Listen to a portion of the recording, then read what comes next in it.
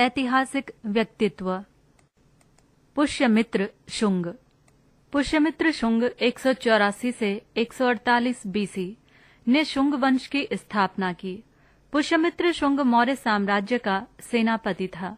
इसने अंतिम मौर्य शासक बृहद्रथ की 184 ईस्वी पूर्व में हत्या करके उत्तर भारत में शुंग वंश की स्थापना की। प्रमुख तथ्य: पुष्यमित्र शुंग एक ब्राह्मण था। उसके बाद पुष्यमित्र शुंग ने अश्वमेध यज्ञ किया और उत्तर भारत का अधिकतर हिस्सा अपने अधिकार क्षेत्र में ले लिया।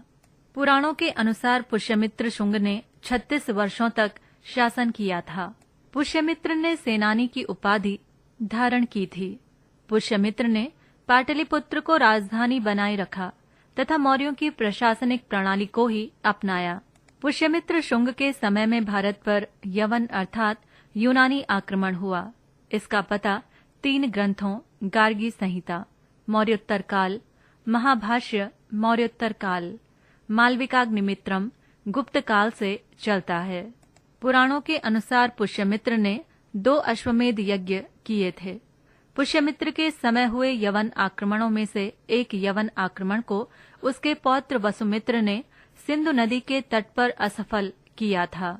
पुष्यमित्र के काल में पुष्यमित्र के पुत्र अग्निमित्र ने विदर्भ महाराष्ट्र के शासक यज्ञसेन, मौर्य शासक बृहद्रथ का संबंधी, को पराजित कर विदर्भ के एक बड़े भूभाग पर अधिकार किया।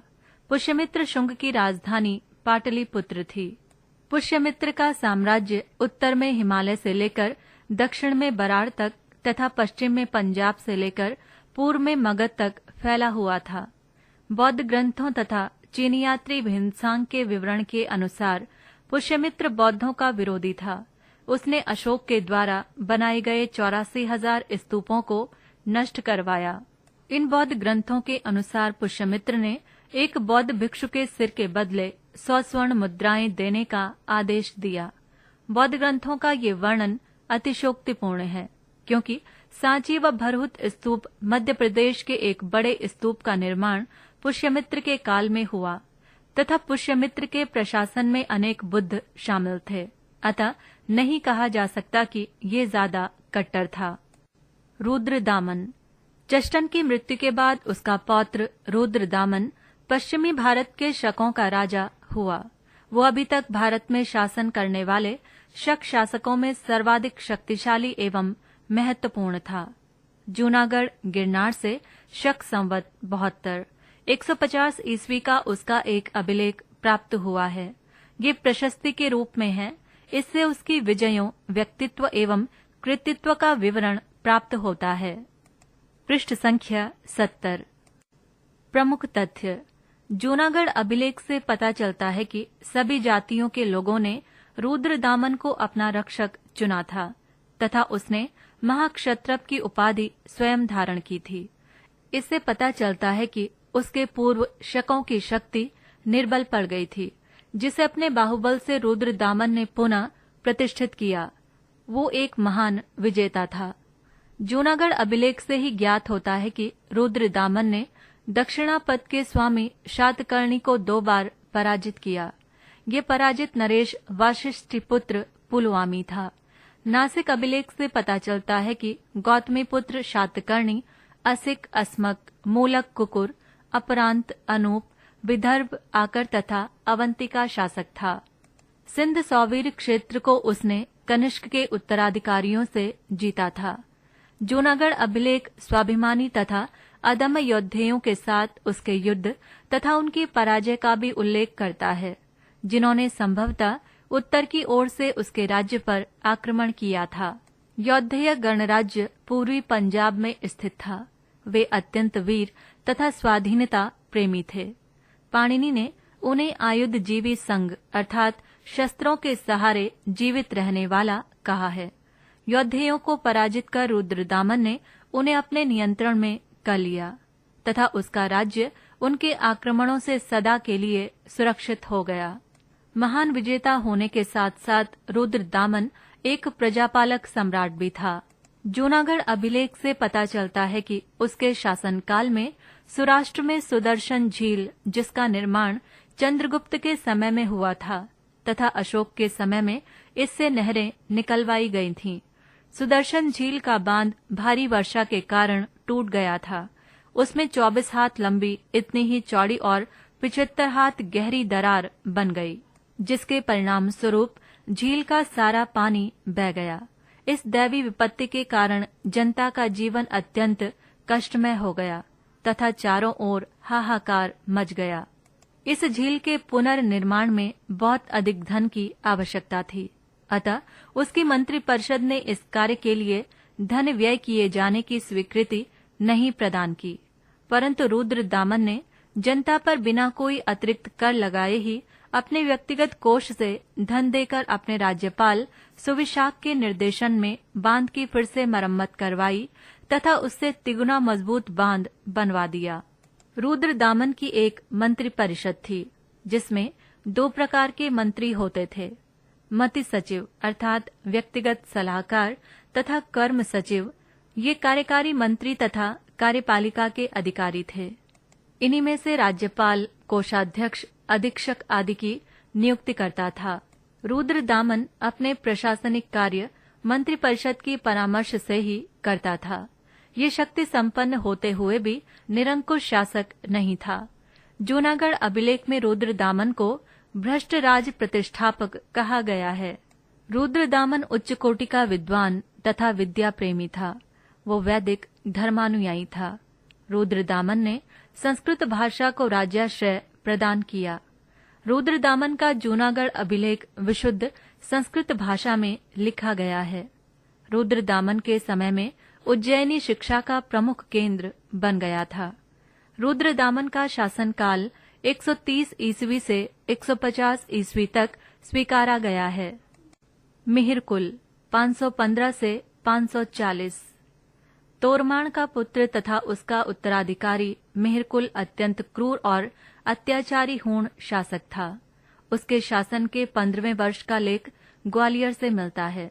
उसके शासन के विषय में चीनी यात्रियों सुंग युंग और ह्वेनसांग तथा यूनानी लेखक कासमस के विवरणों से भी सूचना मिलती है।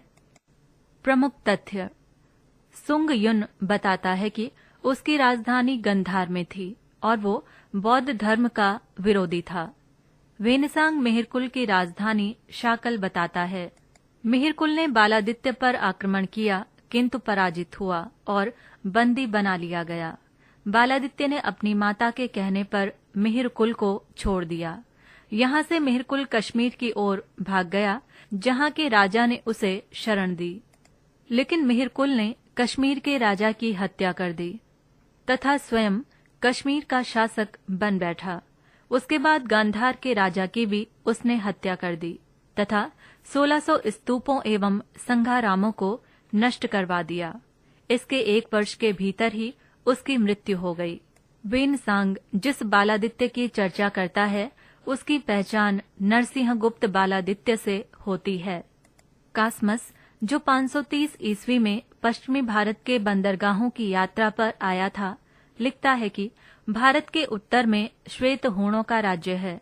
उनका राजा गोल्लास है, जो युद्ध में जाते समय 2000 हाथियों तथा घुड़सवारी की बड़ी सेना ले जाता है। वो भारत का स्वामी है।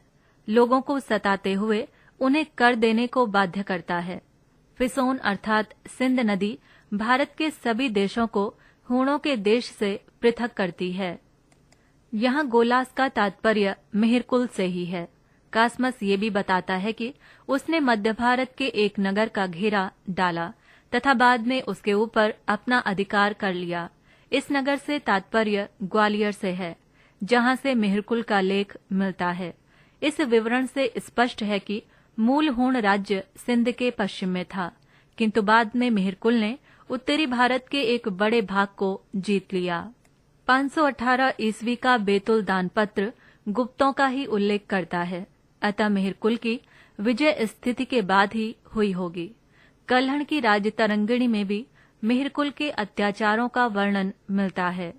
इस प्रकार विभिन्न स्रोतों से निष्कर्ष निकलता है कि अपने राज्यारोहण से लेकर 15 वर्षों तक मिहिरकुल ने विभिन्न स्थानों को जीतकर उत्तरी भारत में अपनी प्रभुसत्ता जमा ली। ग्वालियर के लेख में मिहिरकुल को महान पराक्रमी तथा पृथ्वी का स्वामी कहा गया है।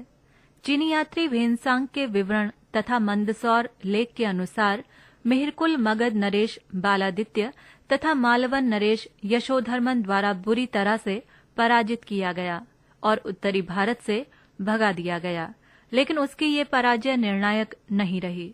मिहिरकुल शीघ्र ही कश्मीर का राजा बन बैठा और गांधार भी उसने जीत लिया। 6ठी शताब्दी ईस्वी में मालवा के पराक्रमी शासक यशोधर्मन ने मिहिरकुल को बुरी तरह पराजित किया। मंदसौर से प्राप्त उसके अभिलेख में इस पराजय का विवरण प्रस्तुत किया गया है। मिहिरकुल की पराजय के बारे में अलग अलग साक्ष्यों के अलग अलग मत हैं। मंदसौर लेख में मिहिरकुल को सर्वप्रथम पराजित करने का श्रेय यशोधर्मन को दिया गया है, जो कोरी कल्पना मात्र है। इसके पूर्व मिहिरकुल को सर्वप्रथम पराजित करने का श्रेय बालादित्य को जाता है। वेनसांग के विवरण से पता चलता है कि बालादित्य से पराजित होने के बाद ही वो कश्मीर का शासक बना था। बालादित्य से पराजित होने के पूर्व तो वो संपूर्ण उत्तर भारत का शासक था। 532 ईस्वी के मंदसौर के दूसरे अभिलेख से पता चलता है कि यशोधर्मन ने उत्तर तथा पूर्व के राजाओं को हराकर राजाधिराज परमेश्वर की उपाधि धारण की थी। यहाँ उत्तर के राजाओं में मिहिरकुल भी रहा होगा। इस प्रकार 530 ईस्वी में मिहिरकुल यशोधर्मन द्वारा पराजित हुआ। ये मिहिरकुल की अंतिम पराजय थी, जिसके परिणाम स्वरूप उसकी शक्ति नष्ट हो गई। इस प्रकार यशोधर्मन ने देश को एक महान विपत्ति से बचा लिया। हर्नले का विचार है कि यशोधर्मन बालादित्य का सामंत था तथा हूणों के विरुद्ध अपने सम्राट की ओर से लड़ा था और बाद में उसने अपनी स्वतंत्रता घोषित कर दी थी। मिहिरकुल शैव धर्मावलंबी था। वो बौद्ध धर्म का घोर दुश्मन था। कल्हण के अनुसार उसने श्रीनगर में शिव का एक मंदिर बनवाया। वो अत्यंत क्रूर तथा रक्त पिपासु शासक था। कल्हण उसकी तुलना विनाश के देवता से करता है। जैन लेखक उसे दुष्टों में प्रथम मानते थे। पृष्ठ संख्या 71। कैकुबाद। कैकुबाद सुल्तान बलबन का पोता और उसके सबसे बड़े पुत्र बुगरा खां का लड़का था। कैकुबाद अथवा कैकोबाद 1287 से 1290 ईस्वी को 17 से 18 वर्ष की अवस्था में दिल्ली की गद्दी पर बैठाया गया था। प्रमुख तथ्य: कैकुबाद के पूर्व बलबन ने अपनी मृत्यु के पूर्व कैखुसरो को अपना उत्तराधिकारी नियुक्त किया था, लेकिन दिल्ली के कोतवाल फखरुद्दीन मोहम्मद ने बलबन की मृत्यु के बाद कूटनीति के द्वारा कैखुसरो को मुल्तान की सूबेदारी देकर कैकुबाद को दिल्ली की राजगद्दी पर बैठा दिया। फखरुद्दीन के दामाद निजामुद्दीन ने अपने कुचक्र के द्वारा सुल्तान को भोगविलास में लिप्त कर स्वयं सुल्तान के संपूर्ण अधिकारों को नाइब बनकर प्राप्त कर लिया। निजामुद्दीन के प्रभाव से मुक्त होने के बाद कैकुबाद ने उसे जहर देकर मरवा दिया। कैकुबाद ने गैर तुर्क सरदार जलालुद्दीन खिलजी को अपना सेनापति बनाया। मंगोलों ने तामर खां के नेतृत्व में समाना पर आक्रमण किया। हालांकि कैकुबाद की सेना द्वारा उन्हें वापस खदेड़ दिया गया। अफ्रीकी यात्री इब्न बतूता ने कैकुबाद के समय में यात्रा की थी। उसने सुल्तान के शासनकाल को एक बड़ा समारोह की संज्ञा दी। तुर्क सरदार बदला लेने की बात को सोच ही रहे थे कि कैकुबाद को लकवा मार गया। लकवे का रोगी बन जाने के कारण कैकुबाद प्रशासन के कार्यों में अक्षम हो गया। प्रशासन के कार्यों में उसे अक्षम देखकर तुर्क सरदारों ने उसके 3 वर्षीय पुत्र शमशुद्दीन क्यूमर्स को सुल्तान घोषित कर दिया। कालांतर में जलालुद्दीन फिरोज खिलजी ने उचित अवसर देखकर शमसुद्दीन का वध कर दिया। शमसुद्दीन की हत्या के बाद जलालुद्दीन फिरोज खिलजी ने दिल्ली के तख्त पर स्वयं अधिकार कर लिया। इस प्रकार से बाद में दिल्ली की गद्दी पर खिलजी वंश की स्थापना हुई। कृष्णदेवराय। कृष्णदेवराय 1509 से 1529 ईस्वी विजयनगर साम्राज्य में महानतम एवं भारत के महान शासकों में से था। उन्होंने विजयनगर साम्राज्य को समृद्ध और गौरव के चरमोत्कर्ष पर पहुंचाया। कृष्णदेवराय मुगल शासक बाबर के समकालीन था। बाबर ने अपनी आत्मकथा बाबरनामा में कृष्णदेवराय को भारत का सबसे शक्तिशाली शासक बताया है। कृष्णदेवराय बड़ी विषम परिस्थितियों में सिंहासनारूढ़ हुआ। विजयनगर के अनेक सामंत शासक विद्रोही हो गए थे। प्रमुख तथ्य: उड़ीसा के गजपति नरेश ने साम्राज्य के पूर्वी और उदयगिरी के क्षेत्रों पर अधिकार कर लिया था। उत्तर एवं पश्चिम में क्रमशः बीजापुर और पुर्तगाली भी विजयनगर पर अधिकार करने की योजना बना रहे थे। सर्वप्रथम उसने विद्रोही सामंतों का दमन किया। 1513 ईस्वी में उसने गजपति शासक से उदयगिरी जीता तथा सबसे महत्वपूर्ण 1520 ईस्वी में उसने बीजापुर को पराजित करके संपूर्ण रायचूर दोआब पर अधिकार कर लिया। कृष्णदेवराय ने बीदर और गुलबर्गा पर आक्रमण करके बहमनी सुल्तान महमूद शाह को कारागार से मुक्त करके बीदर की राजगद्दी पर आसीन किया और इसकी उपलब्धि में कृष्णदेवराय ने यवनराज स्थापनाचार्य का विरुद्ध धारण किया। कृष्णदेवराय के पुर्तगालियों के साथ अच्छे संबंध थे, जिसका मुख्य कारण था पुर्तगालियों का बीजापुर से शत्रुता एवं घोड़ों की आपूर्ति। पुर्तगालियों ने विजयनगर के साथ संधि की शर्तों के अंतर्गत केवल मात्र विजयनगर को ही आजातित घोड़े बेचने का वचन दिया था। 1510 ईस्वी में अलबुर्क ने फ़ादलुई को कालीकट के जमोरिन के विरुद्ध युद्ध संबंधी समझौता करने और भटकल में एक कारखाने की स्थापना की। अनुमति मांगने के लिए विजयनगर में कृष्णदेवराय के दरबार में भेजा। कृष्णदेवराय एक महान सेना नायक एवं विजेता ही नहीं अपितु एक महान प्रशंसक भी थे। उन्होंने अपने प्रसिद्ध तेलुगु ग्रंथ आमुक्त माल्यद में अपने राजनीतिक विचारों और प्रशासकीय नीतियों का विवेचन किया है। उन्होंने इस ग्रंथ में राजस्व के विनियोजन एवं अर्थव्यवस्था के विकास पर विशेष बल देते हुए लिखा है कि राजा को तालाबों एवं सिंचाई के अन्य साधनों एवं अन्य कल्याणकारी कार्यों के द्वारा प्रजा को संतुष्ट रखना चाहिए। राजा को कभी भी धर्म की अवहेलना नहीं करनी चाहिए।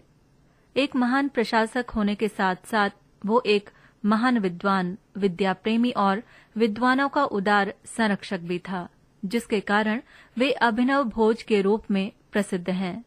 उसका शासनकाल तेलुगु साहित्य का क्लासिक युग माना जाता है। उसके दरबार को तेलुगु के 8 महान विद्वान एवं कवि, जिन्हें अष्टदिग्गज कहा जाता है, सुशोभित करते थे। अतः उसे आंध्र भोज भी कहा जाता है। अष्टदिग्गज तेलुगु कवियों में पेड्डाना सर्वप्रमुख थे, जो संस्कृत एवं तेलुगु दोनों भाषाओं के ज्ञाता थे, जिन्हें कृष्णदेवराय ने विशेष रूप से सम्मानित किया। उन्होंने अनेक मंदिरों, मंडलों, तालाबों आदि का निर्माण कराया। अपनी राजधानी विजयनगर के निकट नागलापुर नामक नगर की स्थापना की। उसके शासनकाल में पुर्तगाली यात्री डोमिगो पायस ने विजयनगर साम्राज्य की यात्रा और कुछ समय तक कृष्णदेवराय के दरबार में भी रहा। पायस ने कृष्णदेवराय के व्यक्तित्व और उसके शासनकाल का विस्तार से विवेचन करते हुए लिखा है कि वो अत्यधिक विद्वान और सर्वगुण संपन्न नरेश है, जैसे कि शायद ही कोई अन्य हो सके। वो महान शासक एवं एक अत्यंत न्यायप्रिय व्यक्ति हैं। कृष्णदेवराय के काल में एक अन्य पुर्तगाली यात्री डुआर्ट बारबोसा ने भी यात्रा की, जिसने समकालीन सामाजिक एवं आर्थिक जीवन का बहुत सुंदर वर्णन किया है। कृष्णदेवराय ने बंजर एवं जंगली भूमि को कृषि योग्य बनाने की कोशिश की। उसने विवाह कर जैसे अलोकप्रिय करों को समाप्त करके अपनी प्रजा को करों से राहत दी। उसने हजारा मंदिर तथा वट्टल स्वामी के मंदिरों का निर्माण करवाया था। वह हिंदू धर्म के सभी संप्रदायों का समान आदर करता था, यद्यपि उसकी अपनी आस्था वैष्णव धर्म में थी। पृष्ठ संख्या 72। महाराजा रणजीत सिंह। महाराजा रणजीत सिंह का जन्म 13 नवंबर 1780 को गुजरांवाला में हुआ था, जो कि अब पाकिस्तान में है। वो महासिंह की इकलौती संतान थे, जिनकी मृत्यु के बाद वर्ष 1792 में रणजीत सिंह एक सिख समूह शुक्रचकियों के प्रमुख बने। उनकी रियासत में गुजरांवाला शहर और आसपास के गांव शामिल थे, जो अब पाकिस्तान में है। प्रमुख तथ्य: महाराजा रणजीत सिंह ने मिसलों को समाप्त कर सिख साम्राज्य की स्थापना की थी।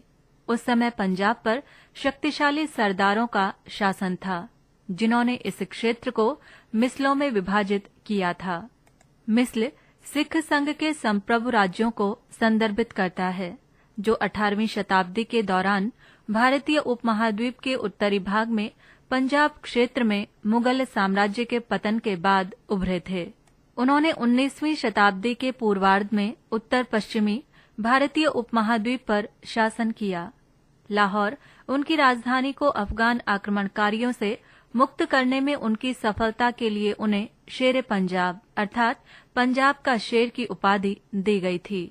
उन्होंने उस समय एशिया की सबसे मजबूत शक्तिशाली स्वदेशी सेना को और मजबूत करने के लिए युद्ध में पश्चिमी आधुनिक हथियारों के साथ पारंपरिक खालसा सेना को एकीकृत किया।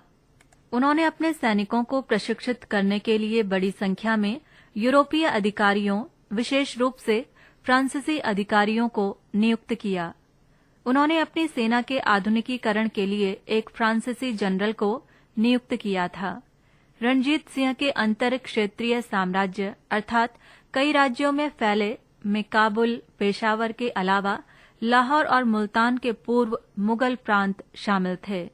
इनके साम्राज्य की सीमाएं लद्दाख तक थीं, जो उत्तर पूर्व में खैबर दर्रा, भारत पर आक्रमण करने के लिए विदेशी शासकों द्वारा अपनाया गया एक मार्ग, और दक्षिण में पंजनाद, जहां पंजाब की 5 नदियां सिंधु में मिलती थीं, तक थी।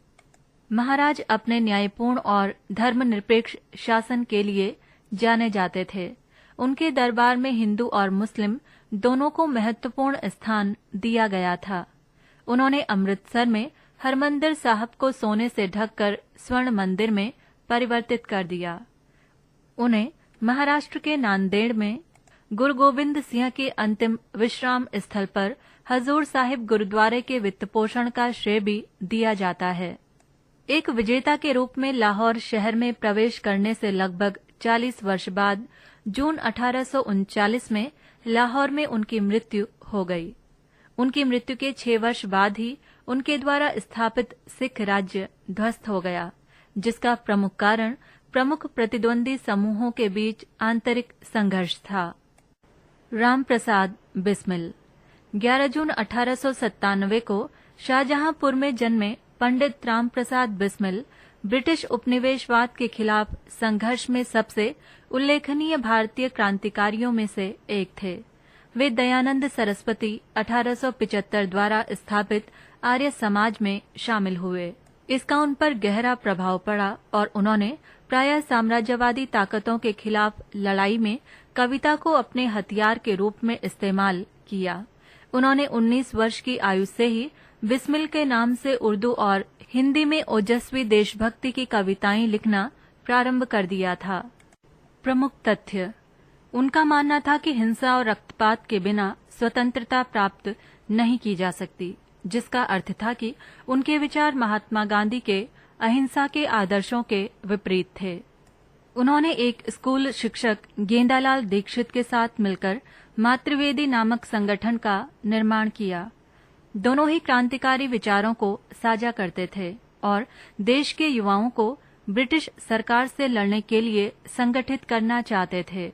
क्रांतिकारी विचार उनके दिमाग में सर्वप्रथम तब जन्मे जब उन्होंने भारतीय राष्ट्रवादी और आर्य समाज मिशनरी भाई परमानंद को दी गई मौत की सजा के बारे में पढ़ा। इस समय वे 18 वर्ष के थे और उन्होंने अपनी कविता मेरा जन्म के माध्यम से अपनी पीड़ा को व्यक्त किया। बिस्मिल सचिंद्रनाथ सान्याल और जादू गोपाल मुखर्जी के साथ हिंदुस्तान रिपब्लिकन एसोसिएशन के प्रमुख संस्थापकों में से एक थे। हिंदुस्तान रिपब्लिकन एसोसिएशन की स्थापना वर्ष 1924 में हुई थी और इसका संविधान मुख्य रूप से बिस्मिल द्वारा ही तैयार किया गया था। वे वर्ष 1918 के मैनपुरी षड्यंत्र में शामिल थे, जिसमें पुलिस ने बिस्मिल सहित कुछ अन्य युवाओं को ऐसी किताबें बेचते हुए पाया था जो ब्रिटिश सरकार द्वारा प्रतिबंधित की गई थीं। उन्होंने देशवासियों के नाम शीर्षक से एक पैम्पलेट प्रकाशित किया, जिसमें उनकी कविता मैनपुरी की प्रतिज्ञा भी शामिल थी। अपनी पार्टी के लिए धन इकट्ठा करने हेतु उन्होंने सरकारी खजाने को भी लूटा। वो यमुना नदी में कूदकर गिरफ्तारी से बच निकले। वर्ष 1955 में बिस्मिल और उनके साथी चंद्रशेखर आजाद और अशफाक उल्लाह खान ने लखनऊ के पास काकोरी में एक ट्रेन लूटने का फैसला किया। वे अपने प्रयास में सफल रहे, लेकिन हमले के 1 महीने के भीतर 1 दर्जन से अधिक HRA सदस्यों के साथ उन्हें गिरफ्तार कर लिया गया और काकोरी षड्यंत्र मामले के तहत मुकदमा चलाया गया।